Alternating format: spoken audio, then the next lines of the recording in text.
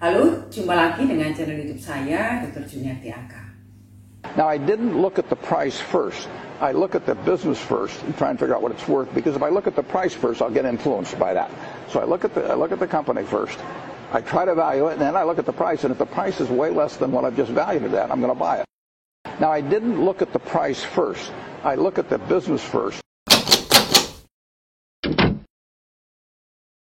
Betul sekali bahwa fundamental itu adalah sangat esensial bagi kita sebagai investor.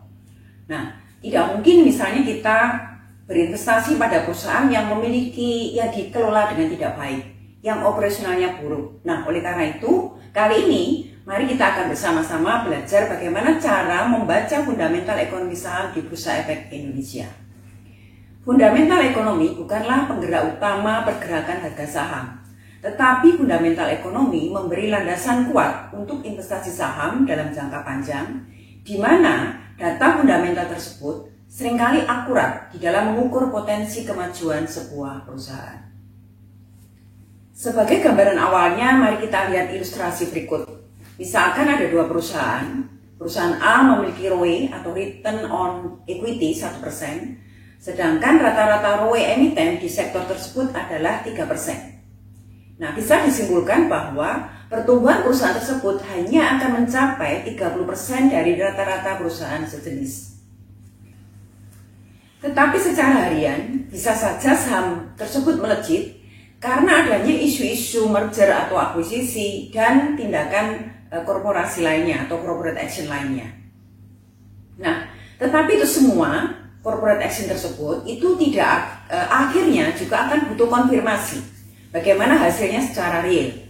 Pada akhirnya, perusahaan harus membuktikan bahwa perusahaan tersebut mampu menciptakan profit atau pertumbuhan ekuitas yang positif. Nah, contoh yang kedua adalah perusahaan dengan struktur modal negatif, tetapi secara harian pernah mengalami kenaikan harga tertinggi bahkan sampai 20%. Nah, hal ini masih bisa saja terjadi karena perusahaan sedang melakukan fabrikasi atau pembangunan fasilitas baru yang memerlukan pendanaan dan pinjaman dari bank. Ini seperti yang terjadi pada emiten-emiten saham emas dan nikel. Tetapi perlu diperhitungkan bagaimanapun jika liabilitasnya terlalu besar. Apakah perusahaan mampu menanggung bunga pinjaman dalam situasi ekuitasnya negatif untuk jangka waktu yang panjang sampai fasilitas fabrikasi tersebut siap dikomersialkan? Dari sini terlihat seberapapun kuat humor dan sentimen positif yang ada, pada akhirnya akan balik lagi ke aspek fundamental.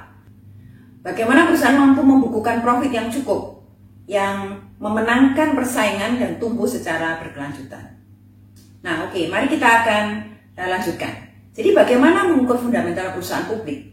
Pada dasarnya ada dua indikator fundamental yang penting. Yang pertama adalah kinerja manajemen, dan yang kedua adalah struktur modal. Nah, kali ini saya akan membahas mengenai kinerja manajemen. Kinerja manajemen seperti misalnya return on equity, ROE, ataupun net profit margin. ROE atau disebut juga return on equity adalah kemampuan perusahaan untuk menciptakan earning atau laba pada setiap modal yang dimiliki. ROE ini penting, kenapa? Karena pada akhirnya investor itu akan bertanya berapa pertumbuhan modal yang ditanamkan dalam perusahaan tersebut per tahun, atau per 3 bulan, atau per periode tertentu. Nah, jika nilainya di bawah rata-rata, artinya secara kinerja manajemen, perusahaan tersebut kurang bagus dibandingkan dengan kompetitornya. Nah, apa interpretasi dengan ROE tersebut? Semakin rendah ROE, artinya perusahaan gagal men-scale up modal yang dimiliki secara efisien untuk menciptakan profit. Dalam hal ini, perusahaan bisa menaikkan total aset perusahaan melalui kenaikan liabilitas yang positif. Apa sih yang dimaksud dengan liabilitas yang positif? Kenaikan liabilitas yang positif. Liabilitas yang positif itu bisa dalam bentuk hutang dagang atau aset semu dari aliansi strategis dan franchise. Nah, di dalam hal ini perusahaan tidak perlu dalam konteks aliansi strategis maupun franchise. Perusahaan tidak perlu membayar beban bunga atas aset semu tersebut untuk mengenerate penjualan. Tetapi dengan cara itu, perusahaan dapat menikmati penambahan jumlah outlet yang modalnya sebagian didapat dari pembeli franchise atau dari aliansi strategis yang sudah dimiliki. Nah, dalam hal aliansi strategis, perusahaan juga bisa melakukan penjualan dengan mendompleng atau memanfaatkan fasilitas dari perusahaan aliansinya tersebut. Jadi dalam hal liabilitas, kalau bersifat hutang dagang sebenarnya memiliki dampak positif dalam kondisi tertentu. Sangat berbeda jika liabilitas itu pure dari perbankan atau penerbitan obligasi. Tentu ada konsekuensi bunga. Nah, oke. Yang kedua adalah net profit margin atau NPM. NPM adalah perbandingan antara laba bersih yang diperoleh dibandingkan dengan total penjualan. Nah, semakin tinggi NPM artinya kualitas barang yang dihasilkan itu semakin bagus dan proses produksinya semakin efisien, sehingga konsumen rela membayar lebih mahal untuk selisih keuntungan bagi produsen. Semakin kecil NPM artinya konsumen kurang menghargai kualitas dari produk, sehingga enggan untuk membayar harga yang wajar atas produk tersebut. Nah, NPM ini secara tidak langsung dapat mengukur seberapa efisien dan berkualitasnya proses produksi yang ada. Semakin banyak produk cacat, semakin banyak waste, semakin boros energi dan resource yang dipakai, tentu saja akan menjadikan total biaya produksi semakin mahal, dan pada akhirnya margin profitnya juga akan semakin terkikis. Berikut ini adalah tabel net profit margin dan ROE perusahaan-perusahaan sektor properti dalam tangkapan layar.